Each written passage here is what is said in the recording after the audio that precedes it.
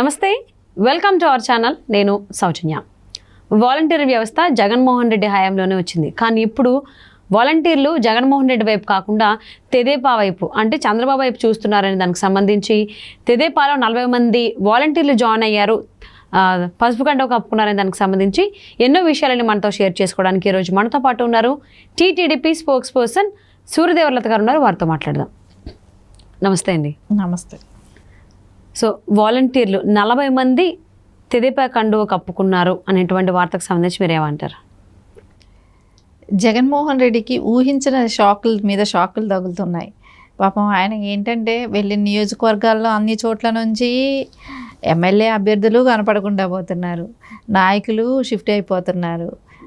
ఇప్పుడు వాలంటీర్లు ఆయన ఏదైతే ఏ ఉద్దేశంతో అయితే అనుకొని వాలంటరీ వ్యవస్థ తీసుకొచ్చాడో ఆ వాలంటరీ వ్యవస్థల్ని కార్యకర్తల్లాగా ఎలాగైతే వాడుకున్నారో ఇప్పుడు ఆ వాలంటీర్లకి నారా చంద్రబాబు నాయుడు గారు ఇచ్చిన ఆఫరే కానివ్వండి, మీరు గౌరవంగా తీసుకునే జీతం మీరు ఒక కార్యకర్తలు కాదు, మీరు ఒక ఎంప్లాయీస్ కిందకి తీసుకొస్తాను, మీకు భరోసా ఇస్తానని చెప్పటమే కానివ్వండి, ఇవంతా వాలంటీర్లకి అందరికీ కూడా నారా చంద్రబాబు నాయుడు గారికి వస్తే మనకు అభివృద్ధి బాగుంటుందేమో అనే ఒక ఆలోచన కూడా వాళ్ళకి రావటమే కానివ్వండి, కంపల్సరీ ఆయన మూలనే అభివృద్ధి చెందుతుంది. ఎందుకంటే ఇప్పుడు వాళ్ళకి 10,000 ఇస్తానని చెప్పటమే కానివ్వండి, ఇవన్నీ చూస్తుంటే మనకు అనిపిస్తూనే ఉంది కదా.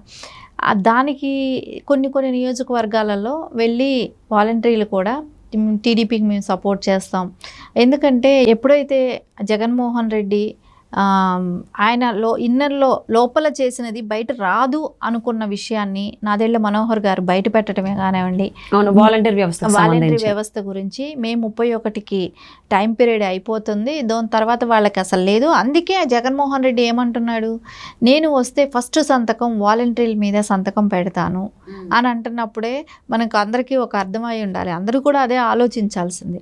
కానీ వాలంటీర్లకు కూడా అదే ఆలోచించలేకపోయారు. ఎందుకు? ఆల్రెడీ వాలంటీర్లుగా ఉన్న వాళ్ళకి మళ్ళీ వాలంటీర్ల మీద మళ్ళీ సంతకం పెట్టడం ఏంటి?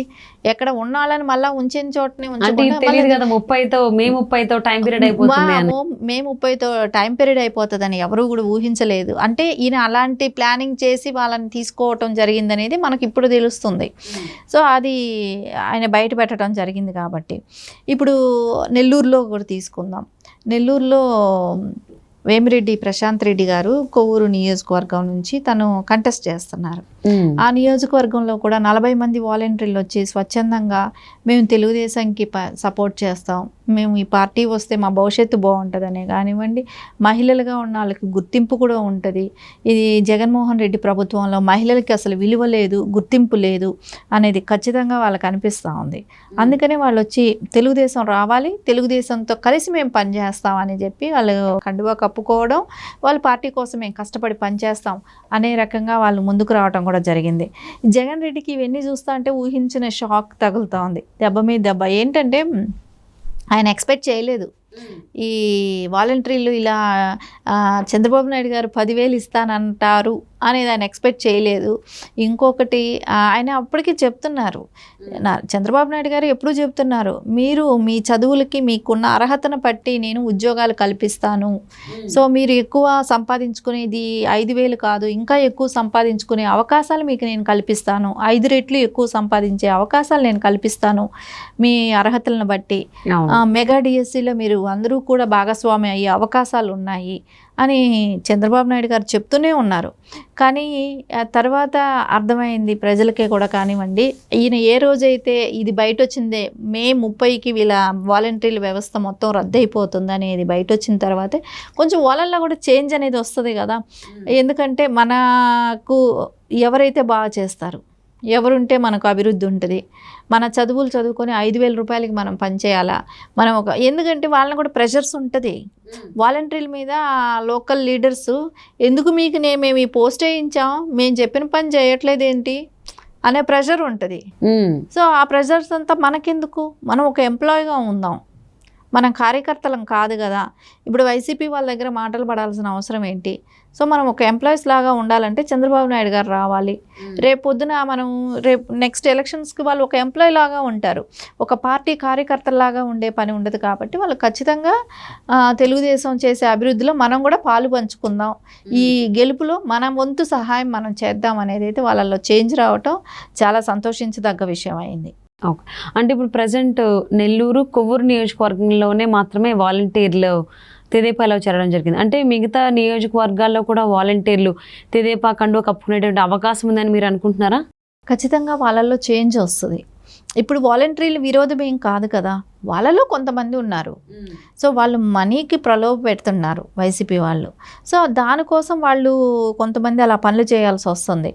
కానీ వాళ్ళకు కూడా ఏంటంటే వాళ్ళ భవిష్యత్తు కన్నా ఇంపార్టెంట్ జగన్మోహన్ రెడ్డి కాదు కదా. ఎవరైనా ముందు వాళ్ళ భవిష్యత్తును చూసుకుంటారు, తర్వాత ఎవరి మీదైనా అభిమానం చూపెడతారు.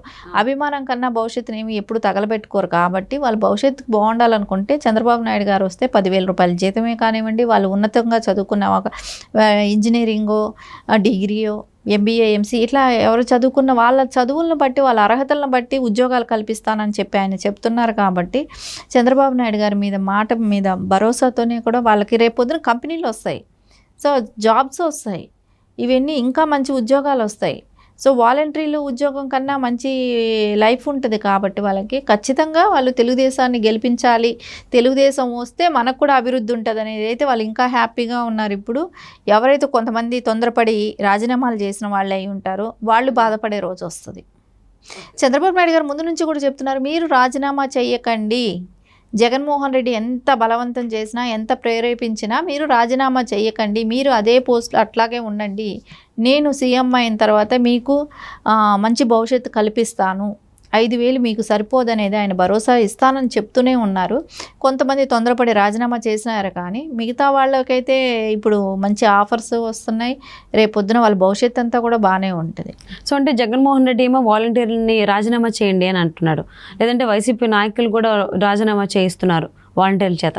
కానీ ఒకవైపు ఏమో చంద్రబాబు మీరు రాజీనామా చేయకండి, అలానే ఉండండి, మీ వ్యవస్థ నేనేం ఉంచును, అలాగే మీరు ప్రతి నెల ఇప్పుడు సంపాదించిన దానికంటే ఎక్కువ రెట్లు సంపాదించే మార్గం చూపిస్తాను, మీరు అన్నట్టు మెగా డిఎస్సి తీసుకొస్తాను, సో అవన్నీ ఉన్నాయి, అలాగే మీ వేతనం కూడా పెంచుతాను 10,000 కానీ కూడా.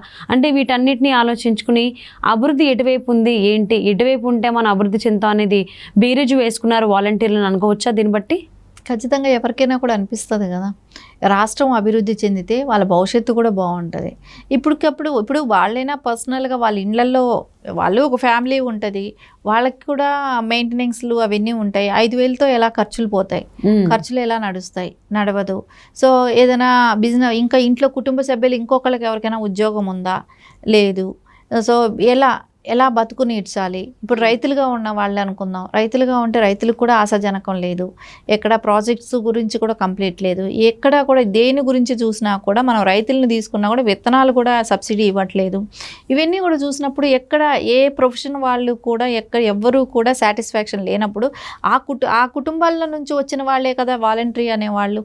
సో ఖచ్చితంగా వాళ్ళు మొత్తం ఇంటర్నల్ వాళ్ళ కుటుంబ వ్యవస్థ మీద కూడా ఇది ఇంపాక్ట్ ఉంటుంది. కాబట్టి వాలంటరీలకి కుటుంబంలో నాకు 10,000 జీతం వస్తే కుటుంబానికి హెల్ప్ అవ్వచ్చు, లేకుంటే నేను చదువుకున్న చదువుకి ఇంకా నాకు ఉన్నతమైన జాబ్ వస్తే నా ఫ్యామిలీకి నేను సపోర్టింగ్ ఇంకా ఎక్కువ చేయగలుగుతాను, ఇవన్నీ కూడా బేరీజ్ వేసుకుంటారు. కాబట్టి ఖచ్చితంగా వాళ్ళు ఇప్పుడు చంద్రబాబు నాయుడు గారు సీఎం అవ్వటమే వాళ్ళ ధ్యేయంగా కూడా ఉంటుంది. ఎందుకంటే ఆయన అయితే మనకి ఇవన్నీ బెనిఫిట్స్ ఉన్నాయి.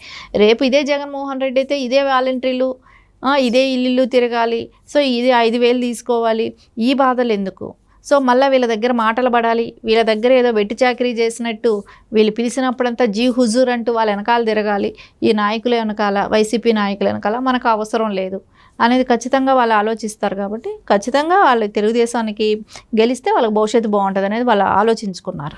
ఇప్పటి వరకు కూడా వైసీపీ నాయకులు మాత్రమే తెదేపాలో చేరడం చూసాం. ఈ వాలంటీర్లు కూడా ఒకటేసారి 40 మంది నెల్లూరు జిల్లాలో తెదేపాలో చేరిపోయారు. మరి మిగిలినటువంటి నియోజకవర్గాల్లో ఇంకెంతమంది వాలంటీర్లు టీడీపీలో చేరేటువంటి అవకాశం ఉందో చూద్దామండి రాబోయేటువంటి రోజుల్లో.